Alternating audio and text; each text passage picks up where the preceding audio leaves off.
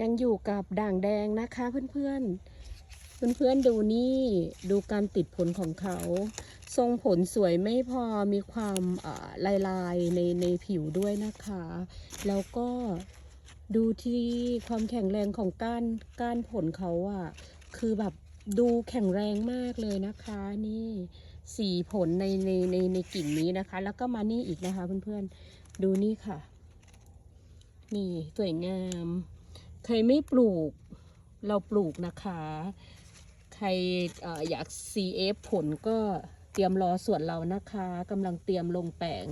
ประมาณ200ต้นได้ชิมแน่นอนนะคะเพื่อนๆนี่พระเอกของสวนเราคือด่างแดงถ้าเป็นนางเอกของสวนเราก็จะเป็นแดงลาวานะคะมาเที่ยวสวนเราต่อไปก็จะได้ชิม2 สายพันธุ์นี้นะคะของจริงของแท้แน่นอนค่ะด่างแดงจ้า